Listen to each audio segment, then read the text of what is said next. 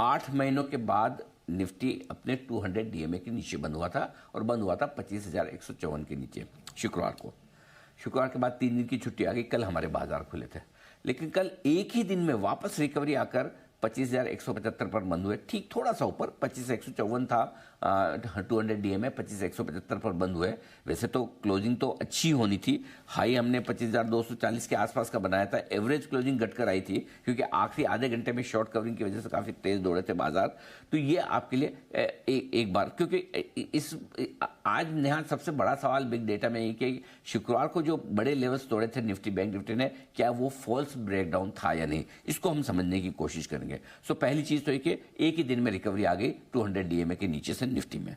अब आइए bank Nifty. Bank Nifty ने कल हायर हाई हायर लो बनाया, हायर हाई और लोअर लो, इसको higher high low higher low नहीं करिए, हायर हाई और लोअर लो करिए, इसमें उतार चढ़ाव बढ़ने के संकेत, हायर हाई हायर लो में तो मजबूती के संकेत आ जाते। तो कल के दिन में शुक्रवार के हाई को भी पार किया और कल के दिन में शुक्रवार के लो को भी तोड़ा, दोनों तरफ रेंज को तोड़ा है, तो ऐसे में उतार चढ़ाव बढ़ने के संकेत है। इस बीच कल क्या हुआ, इंटरेस्टिंग है, कल बैंक निफ्टी ने इंट्राडे में 2 महीनों का लो छुआ 58,121 का।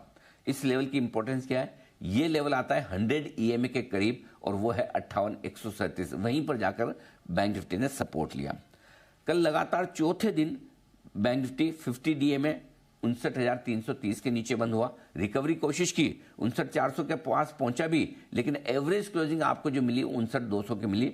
प्रोविजनल क्लोजिंग तो 59,330 के ऊपर की थी, लेकिन रिकॉर्ड्स के लिए लगातार चौथे दिन कमजोर बंद हुआ। अब इंपॉर्टेंट क्या है, शुक्रवार को बैंक निफ्टी ने क्या किया वो समझना जरूरी है। शुक्रवार को बैंक निफ्टी 2 महीने बाद 58,800 के सबसे मजबूत सपोर्ट लेवल के नीचे जाकर बंद हुआ। बार बार लगातार 2 महीने से 58,800 के नीचे जाता था, इंट्राडे में बंद नहीं होता था, ऊपर आ जाता था, और 2 महीने बाद पहली बार 58,500 58,475 के आसपास बंद हुआ, रेंज तोड़ने का संकेत दिया।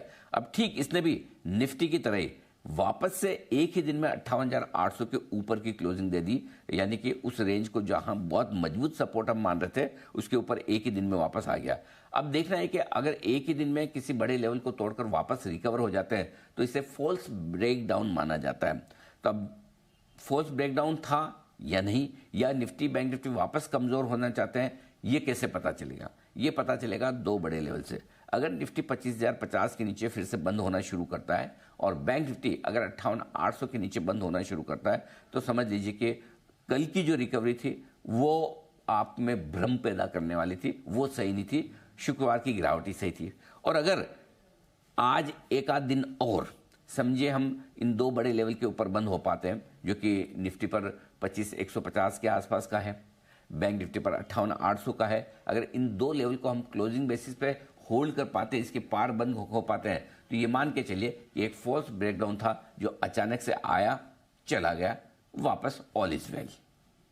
अच्छा सर, ये हम सवाल लगातार आपसे बार बार पूछ रहे हैं, लेकिन फिर भी ये जानना जरूरी है कि क्या निफ्टी ओवरसोल्ड हो गया है, अब ये ओवरसोल्ड स्थिति में है?